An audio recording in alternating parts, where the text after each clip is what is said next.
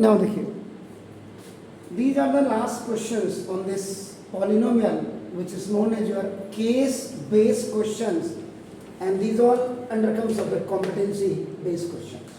इसमें आपको एक चीज क्लियर कर दूं कि इसमें ऐसे फिगर भी आ सकती है, देखो आपका अगर आपको दिख रहा हो, ये देखिए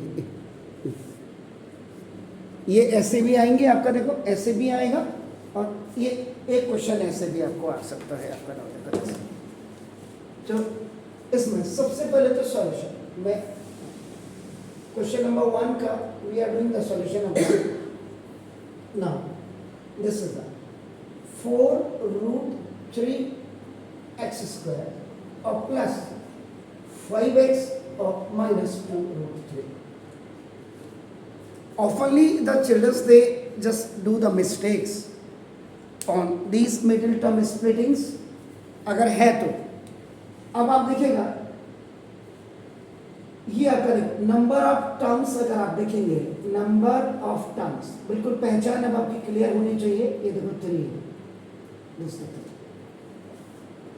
आपका, इसमें हाईएस्ट पावर 2 है, ओनली ऑफ 1।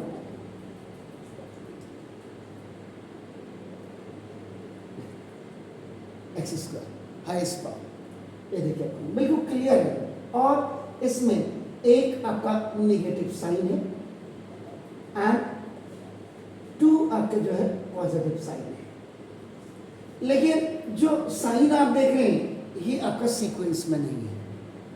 इसका मतलब फर्स्ट जो आपका नॉर्म्स है कॉमन की, वो तो आपका फेल्योर है, यानी कि अवेलेबल नहीं है।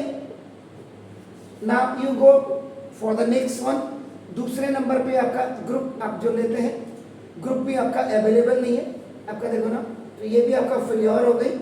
तो अब हम जाते हैं थर्ड, हाईएस्ट पावर 2 के लिए उसकी आईडी।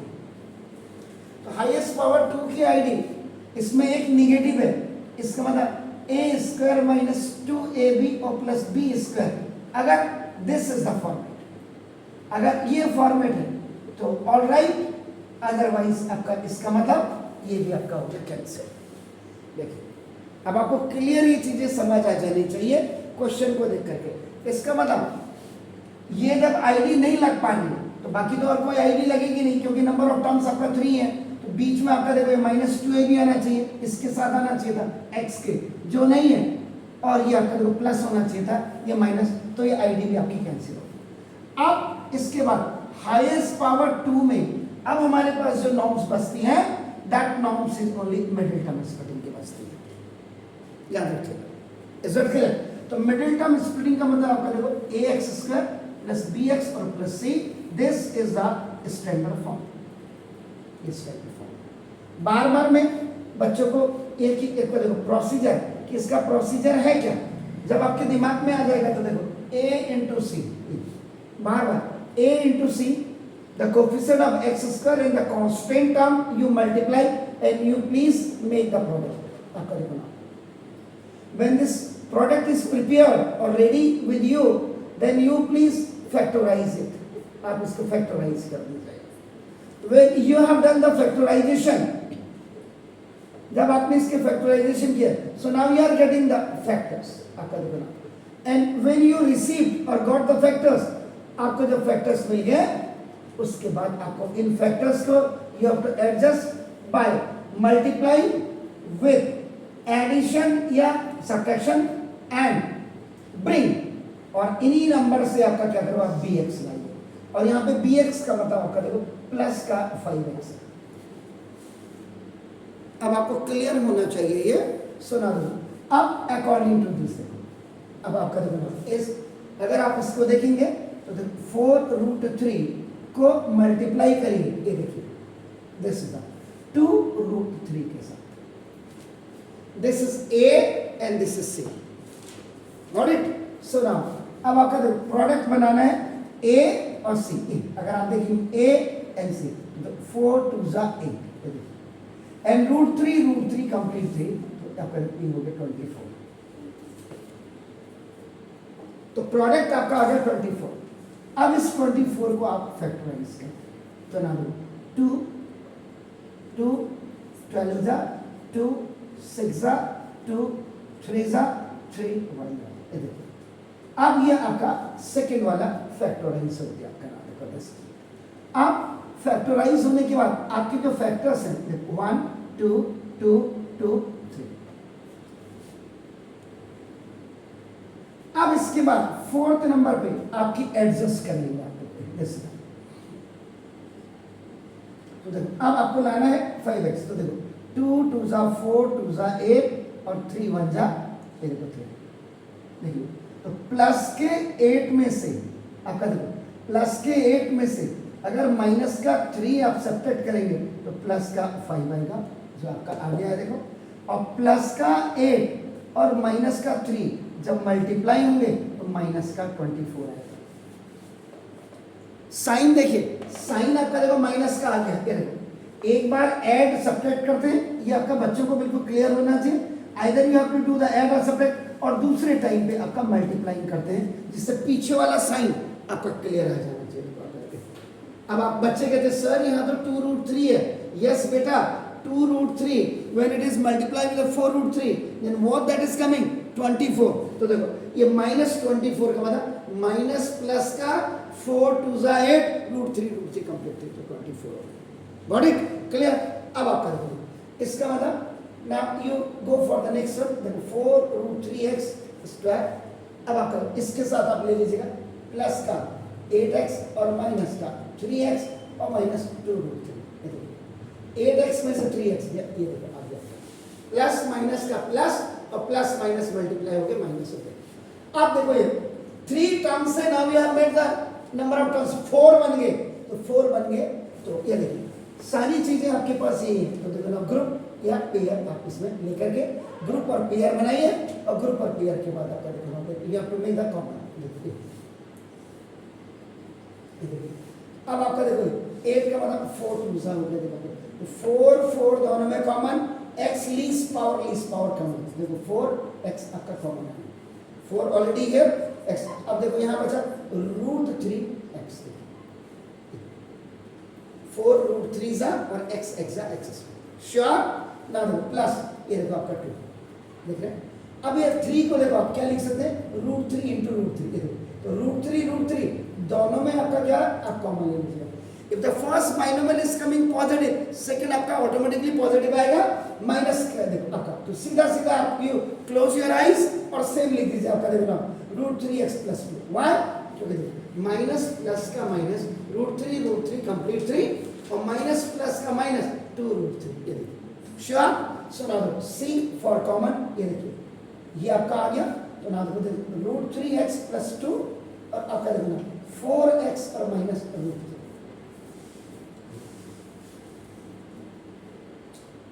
आपको 0 लाना है तो देखो ना फॉर ब्रिंगिंग 0 ना px इक्वल टू आपका 0 होना चाहिए। अब आपको क्या करेंगे यहाँ पे देखो अगर कभी टीचर नहीं लिखता है तो उसको टोक दीजिए सर यहाँ पे px लिखो या fx लिखो देखो बस इसको कंटिन्यू करना चाहिए इट्स ऑनलाइन और नहीं तो नहीं भी कर सकते हैं। और एक चीज ये क्लियर करिएगा ये कैपिटल P ना वो स्मॉल p है और इक्वल सारे एक साथ लगने चाहिए सारे एक साथ एक के नीचे एक लगना चाहिए। ये नहीं कि जहां मर्जी आ रही वहां लगा दे रहे उससे सीक्वेंस बनी रहती है।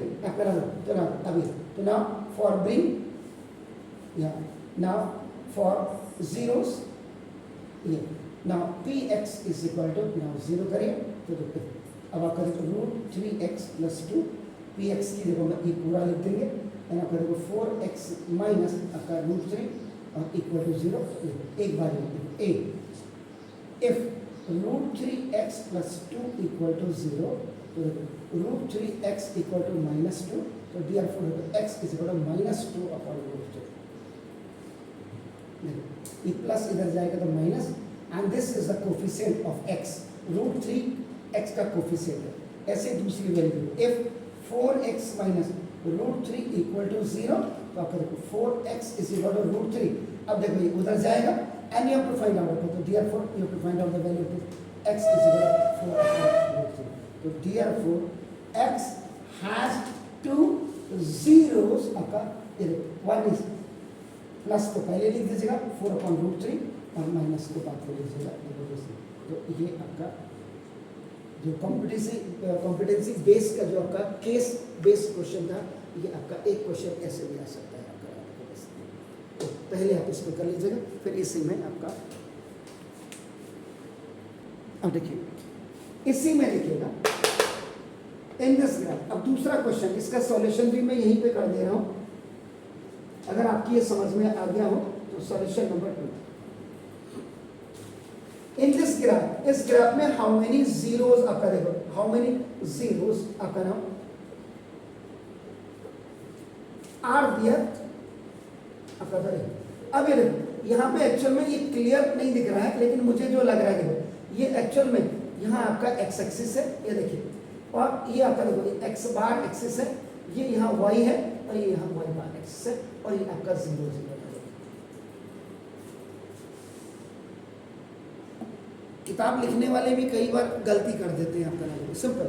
अब आप बताइए अगर ये 1 मार्क का क्वेश्चन भी आपका है, या सपोज क्या होता है, ये जो केस स्टडीज बेस्ड क्वेश्चंस होते हैं, इनमें फिगर के साथ 3 या 4 क्वेश्चन होते हैं, 1 मार्क्स के, 1 मार्क्स के।